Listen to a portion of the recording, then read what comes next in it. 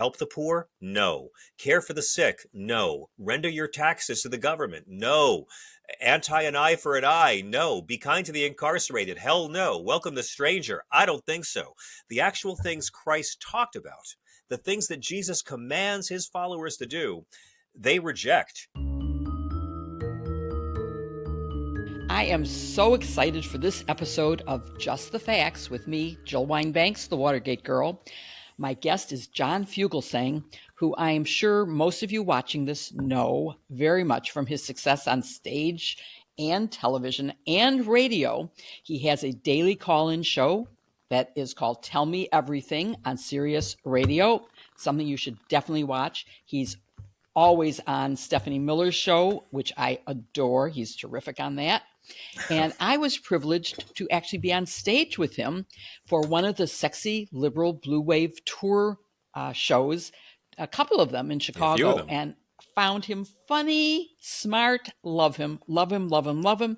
He's doing a streaming show on November 2nd. Do you want to tell us about that, John? Yeah, Jill. It's our last Stephanie Miller Sexy Liberal comedy tour date of the year.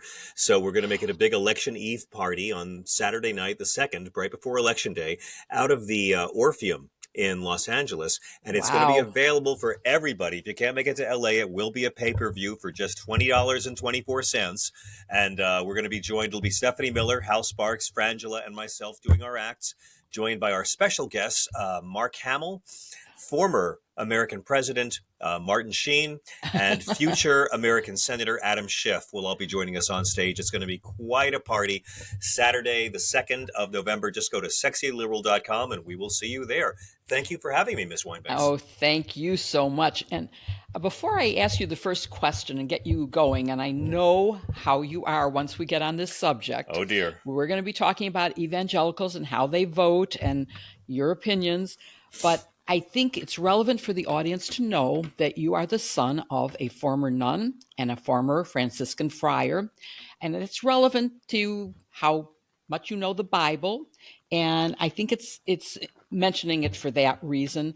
And, I really want to know if you can help us understand why evangelicals are supporting the con man, liar, felon, sexual abuser, multiple husband of multiple wives who had an affair with a porn star and a Playboy playmate while he was married. Obviously, that's why it's unfair. Don't leave out that he stole from American veterans with a fraud charity and a fraud online university, too. Don't leave that out. Yes, and that he sells fake stuff and he doesn't pay his contractors, although I do have a pin that says, it's a picture of Stormy Daniels saying the only contractor he ever paid. So not Very a pin nice. I've ever worn on television. And by the way, I'm not wearing a pin today because my pins are going on display on Thursday at the University of Wisconsin in Milwaukee. And so I only have a very few pins, but I am going to post with this a picture of a separation of church and state. It's church on one side, state on the other, and a wall in between. I love that. That seemed relevant to our discussion. So, okay. Evangelicals are 1/4, 25% of the nation's population. And they're in every single Protestant denomination. So that means if they're registered in the same percentage as all other Americans, they could severely impact the outcome of this. And my understanding is they're supporting Donald Trump. Yes. Why? Well, there's a lot of ways we could answer that, but let me begin with the broadest and the most basic. 5 years after Roe v. Wade was decided, Jerry Falwell mentioned abortion in a sermon for the first time. It took 5 years. We don't like to talk about this, but the most controversial thing about the Roe v. Wade decision by the Supreme Court was how not controversial it was. The Catholics had been against abortion since the 30s, but for most evangelicals, this was the Catholics thing. They weren't really that fixated on it. We know that the evangelicals, the Southern Baptist Convention, had affirmed a right to abortion several times. And it was 5 years after Roe v. Wade before Jerry Falwell ever even mentioned it in the 1978 midterms. And it did okay as an issue, but throughout the 1970s, the biggest issue facing the right-wing Christian community was not abortion, nor was it feminism, nor was it gay people. It was actually getting tax exempt status extended for schools that practiced Really? racial segregation. Yeah, we know how Jimmy Carter came in and made the Yeah. Mormon church desegregate in the 70s, but throughout the 70s, this was the big battle that the right wing was engaged in. And if you look back to the 1980 presidential race, Ronald Reagan did a whole rally in a Texas hockey stadium, and he didn't mention abortion once, but he talked about Jimmy Carter's IRS going after colleges many times.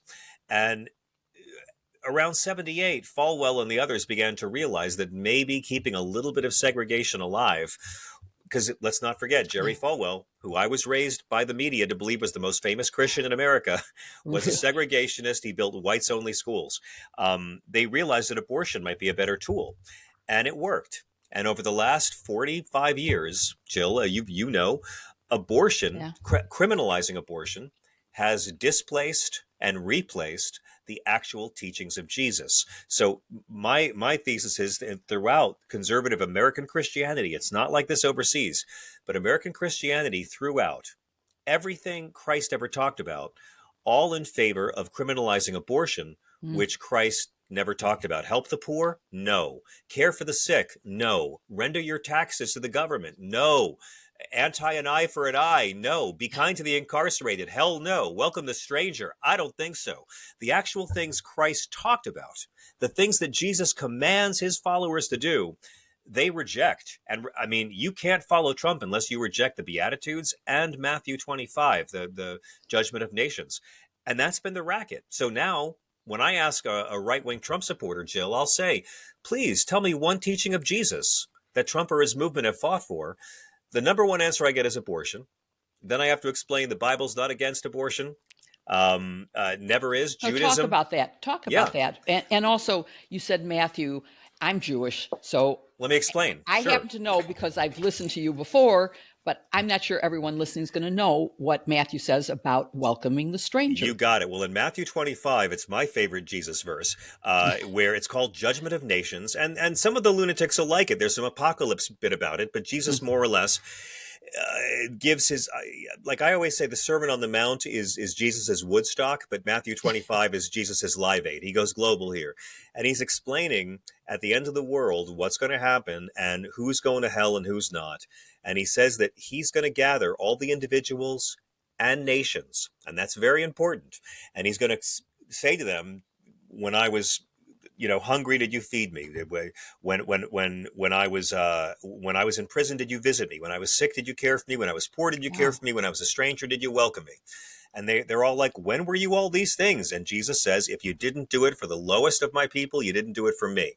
So it's essentially Jesus telling individuals and nations that to be a Christian nation, his marching orders are individuals and nations take care of the poor, take care of the sick, welcome the stranger, and they're kind to Wow. those in prison.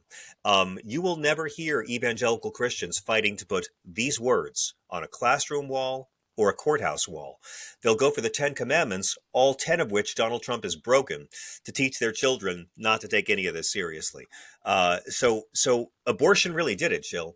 And again, Judaism, as you know, doesn't ban Yeah. abortion. Abortions are legal and free in Israel right now, but this has been the racket. And I'll ask a Trump supporter, what teaching of Christ did they fight for? And the number one answer I get is abortion. And I'll tell them, the Bible's not against abortion. Jesus is against the death penalty. Y'all don't follow that.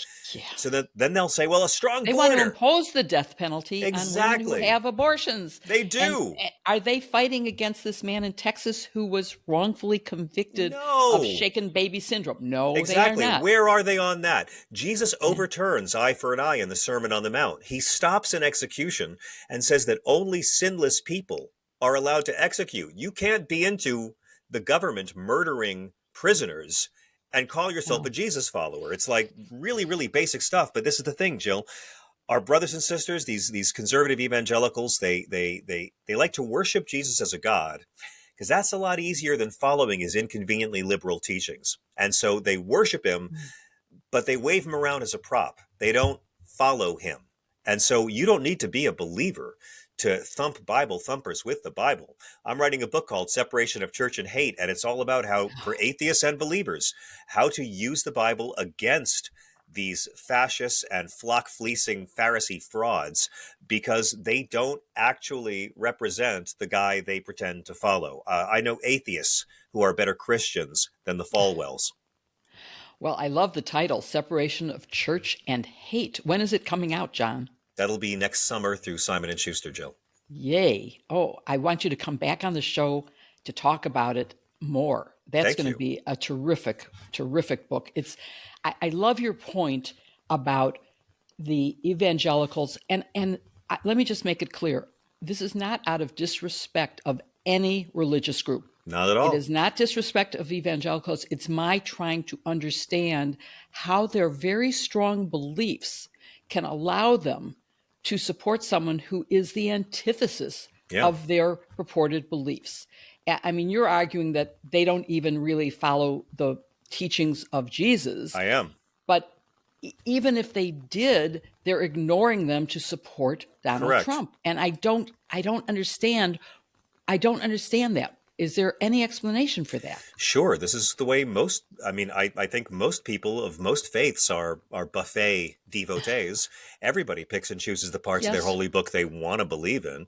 The question is, which parts are you picking and choosing and why? For me, if you're going to call yourself a Christ follower, I think you have to confine it to those 4 books of the Bible, or at least if you're a Christ follower, you go Yeah. to Jesus's words before you go to Leviticus. Of course, they don't like that because Leviticus is where you get to be cruel to gay people. Jesus commands you to Oh, treat people as you treat him. Jesus, you can't be a homophobe or a transphobe with really? Jesus. Oh yeah, so they'll overlook Jesus, go pick and choose parts of Leviticus. Of course, Leviticus 18 says, "You shall not lie with a man as with a man." That's an abomination. So they'll load up on that on their buffet tray, Jill. But Mm. Leviticus 20:10 says you have to execute adulterers. And that means they've got to go bring some rocks to Donald Trump, I guess. So How- they ignore that. So again, everyone picks and Wow. chooses. But when you justify cruelty by randomly picking and choosing parts of your holy book, those who've actually read it need to call you out. And there's Wow. no Jesus based justification for Trump support. So, John, this sounds a little bit like the Supreme Court, who say they are textualists, except if they don't like the text, like when they talk about the Second Amendment and Correct. a well regulated militia. Well, no, we won't count that part of it. Correct. So it's really, that's such an interesting, They're all states' rights, Jill, until New York State wants to have some gun safety laws, and then the Supreme Court decides yeah. no.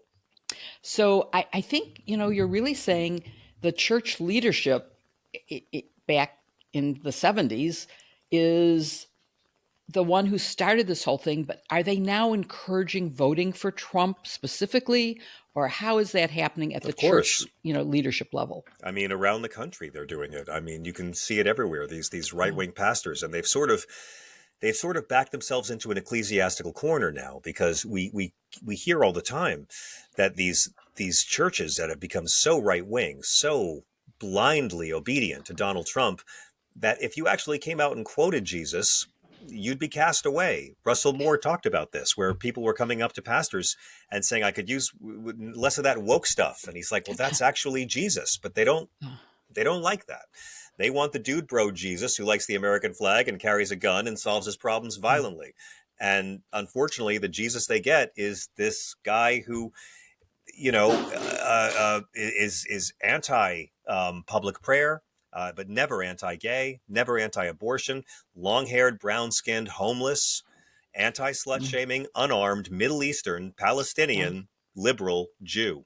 And so I'm all about what are the actual teachings of this guy they pretend to follow versus what the unauthorized fan clubs pretend to do. So I get accused all the time of being anti-Christian or anti-religion, and I'm like, no, I'm hardcore pro God, pro yeah. Jesus, pro Bible.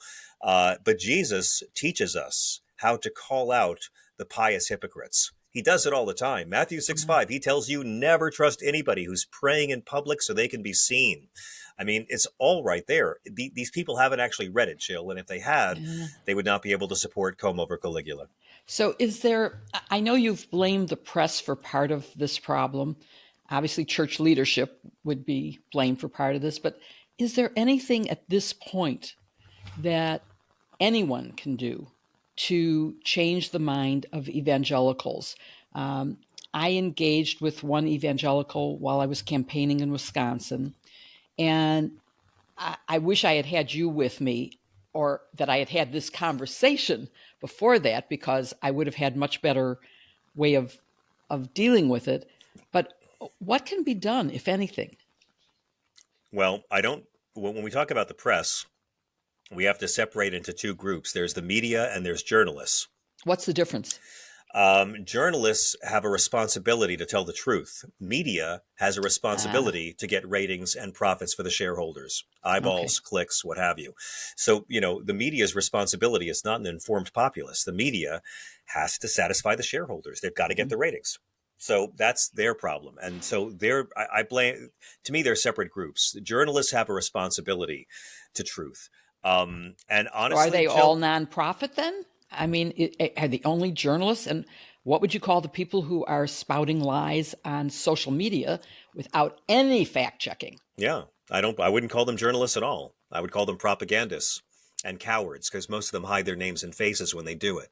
Yeah. And we have this incredible right wing media industrial complex that in the last few years has expanded. Before it was just a bubble where you can go for affirmation, not information, and not hear any, Mm. inconvenient facts that work against your narrative. Your average Donald Trump voter, Jill, has no idea that Donald Trump admitted on September 16th, 2016, that Barack Obama was really born in this country. They're still pushing the racist lie that he was born in Yeah. Kenya. They don't know. Their media's kept it from them. The difference now, and Elon Musk has helped with this, is that this whole scale lies Yeah. are on the menu. I mean, there are no Haitian migrants who are eating pets, and they are legal, not illegal. And we know this. The chief of police said it. The mayor Yeah. said it. The Republican governor of Ohio said it. And yet, the lie's allowed to fester. And media's bored of trying to fact check it. So those lies exist, those racist lies. Donald Trump began his Yeah. career as a Republican with a racist lie about the first black president, and he's ending it with racist lies about legal Yeah. migrants eating dogs and cats. So let me ask you a question based on what you're saying. Evangelicals are supporting Donald Trump, and yet he is contrary to the teachings of Jesus. Okay, so they're ignoring that. Yeah. But what is it that he is offering them that is attracting them to him? What are Democrats failing to do to bring them into the Democratic fold, which would take care of the stranger, which would feed the hungry, which would make sure that abused children are taken care of? All of the things that would seem to be within Yeah. their, even if they are ignoring some of Jesus's teachings, seem to be within the things that they would believe as moral Sure. Christians. I would say the Democrats, while far from the actual teachings of Jesus, are light years closer than the Republicans. I mean, we look at these folks, these Christian nationalists, and what do they want? They want more executions. They're okay with lies and bigotry. They want to make the rich richer, reject war refugees, cut aid for the poor, more living by the sword, demonizing the marginalized. And historically, American Christians of all political parties have used Christianity throughout our history to justify the slaughter of indigenous people, the enslavement of Yeah. African people, the labor exploitation of Asian people, turning a blind eye to the suffering of European Jewish people, the indiscriminate detention and torture of Muslim people, and of course, second class citizenship for female people. This is how it's always been. And Yeah. it's not a coincidence that some of the most segregated and bigoted parts of our country are also known as the Bible Belt. But there's another side of it. And the other Yeah. side of it is that decent Christians, including moderates and sane conservatives, along with righteous atheists and agnostics and people of many different faiths, have always fought together to beat back the batshit crazy Christians. This has always happened. Never forget when Columbus first came here and began mutilating and raping and murdering indigenous people in the shadow of the cross. The first act of protest by a white person in this hemisphere was the priest on Columbus's boat, Bartolomeo de las Casas, who wrote back to the Queen to protest Columbus's inhumanity.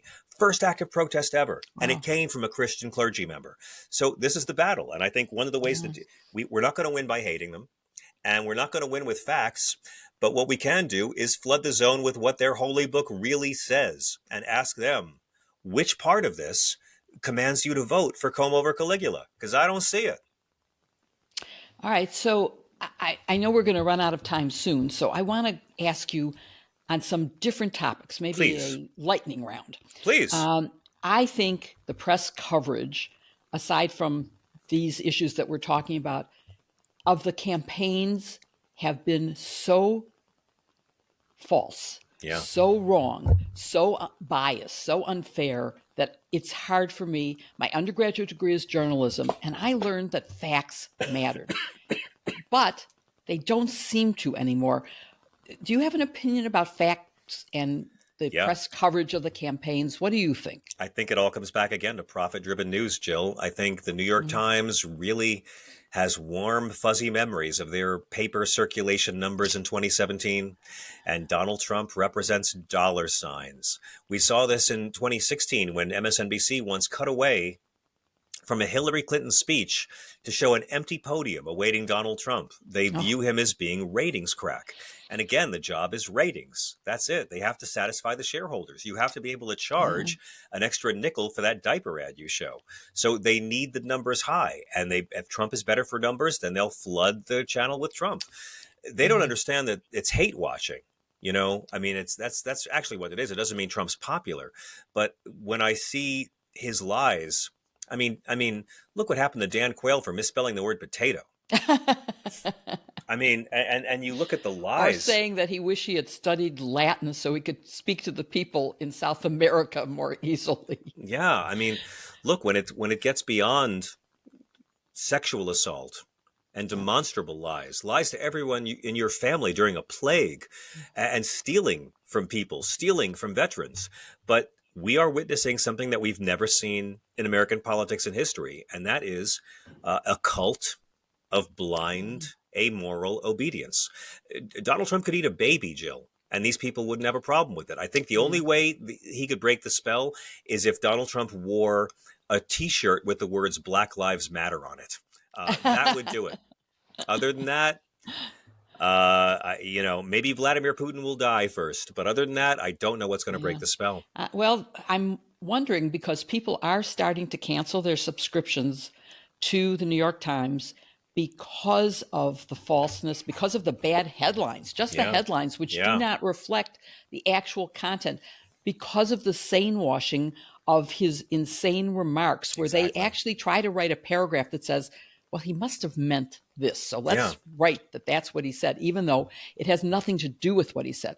Okay, some other hot you're topics that so right. I am passionate about Please. are cameras in the courtroom. I Yes. think that that would make such a difference in how people perceive our system of justice. If we look at the trial in Minnesota of Derek Chauvin, Thank the you. policeman who's killed by sitting on the neck of George Floyd, I think it would be so much better. What can we do to get cameras in the courtroom? First of all, do you agree that that would help with our system of justice? I completely agree. I think in the Supreme Court on down, we pay for this. We, the people, are funding Yeah. all this. We have a right to see what's being done in our name. And maybe if the Supreme Court had the scrutiny of the American taxpayer watching at least their hearings, Yeah. some of them might be a bit shy about the outrageous bribes that they take quite so publicly and flagrantly. I also think executions should be televised as well. Oh, I think we pay for them. Our tax dollars pay to murder prisoners. So the American people deserve to see their tax dollars at work oh, to murder people, especially if those folks go wow. around calling themselves Jesus followers. So I'm thrilled that you brought this topic up, Jill, because I've thought it for a Yeah. long, long time. I mean, just in terms of civics. Of course, but again, a generation ago, we used to have court TV, and then they changed that to Yes. true TV, and they couldn't spell true. Show me a better metaphor for America than that. Yeah. I really think that there should be a movement to, I mean, cameras now are totally non-invasive. They're Yes, little teeny holes in the wall. It's not like the old days with cameras that were, this big. that's right. They're invisible. They do not, and we're all used to cameras being everywhere. That's I right. mean, if you think you're not being taped every moment that someone picks up their cell phone, and so nobody cares anymore. I don't think it'll affect how lawyers behave in the courtroom. I You're don't think right. it'll affect jurors, and you can leave jurors out of it. You do not have to have That's them right. in the camera range. So Correct. there's answers to all of this. Okay, another one that I am going to After fight. COVID, I mean, we learned you could have classroom, church, and Yes. funerals on Zoom. Why not a court hearing? Absolutely. Yeah, exactly. And okay, equal rights amendment. I have been fighting for this since 1976. Women have been fighting for this for more than 100, way more than 100 years. I just saw SUFs in New York and I came away depressed because why is the battle still going on? And what can we, the people, do to get the president to say to the archivist, publish this? It has passed 38 states. That's all that's required. That's right. Ratification, once done, is irrevocable. Why isn't it governing us? I mean, you want my opinion? Yes, of course. Timidity of Democrats. What do we hear all the time? Oh, Democrats are doing so well with female voters, but they're having these problems with male voters. When have you ever heard the media talk about the Republican Party's problem with female voters? What are they going to do to get more? I mean, we only hear this the other way. And Republicans work the ref, and Democrats listen to the ref. The expiration of the original deadline for ratification was what, 1982, right? It was actually earlier, I think, and then they extended it. And by the way, the deadline was not part of what was sent to the states to ratify. That's right. So it has no consequence. It should be irrelevant. That's the strongest argument that has been made for not having it become the law of the land. That's right, because it expired after the last votes of states were after the deadline, but the deadline wasn't in what they voted on, and so what anyone voted on. So in my view, it should be irrelevant, and we should agree more. I mean, women are barely part of the Constitution. It starts out, we the people, but meant only white men. Correct. Then they added in slaves were okay. And then the 19th Amendment. 3/5 of them were. That's true. It took a little longer to get a black person to be counted as a whole person.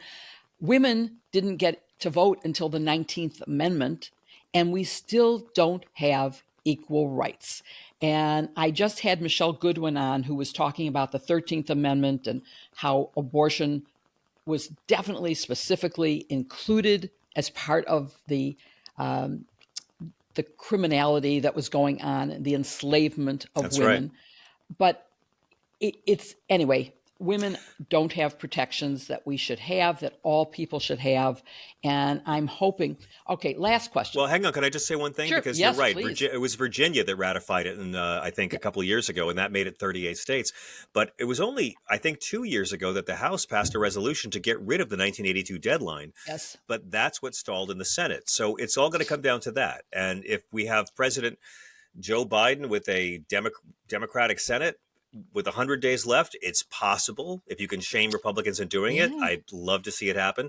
If it's Kamala Harris with a Republican Senate, I don't see it happening anytime soon. But that doesn't mean Democrats shouldn't start fighting for it.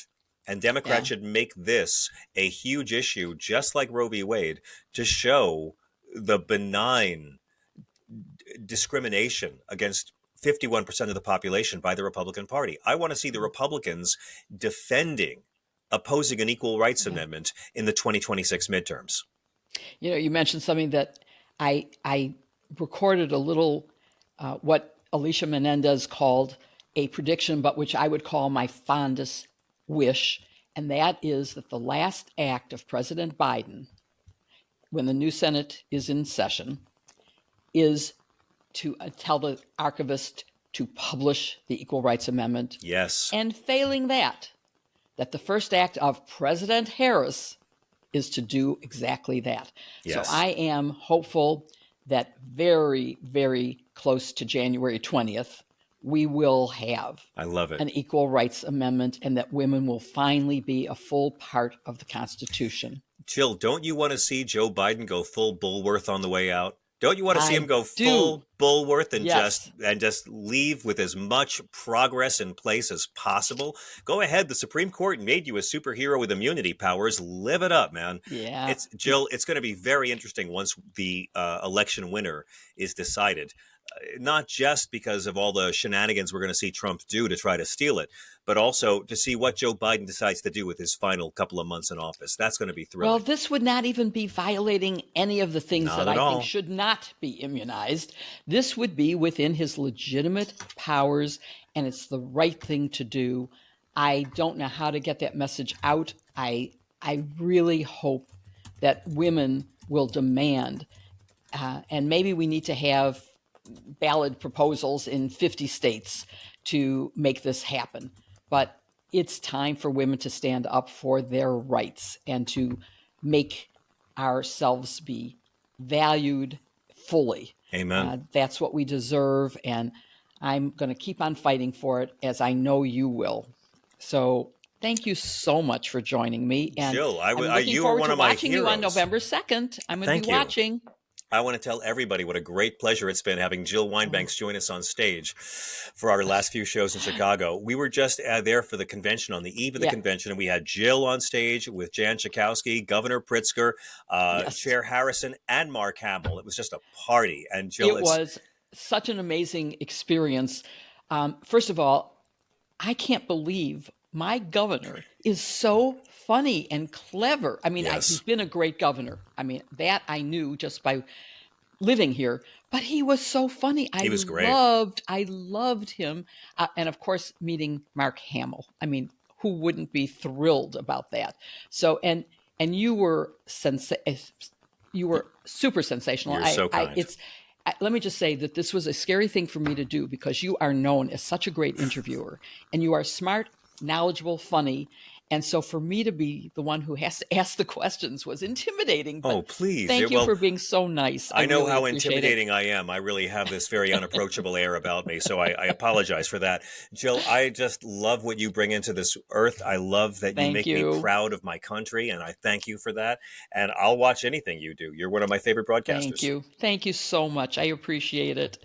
I will look forward to seeing you on the 2nd and listening on radio. So Fantastic. everyone tune in, and I'm looking forward to your book. Thank you. Come back and see us on Thanks, John. Sirius XM very soon, Ms. Winebanks. Thank you. I will. Thank you.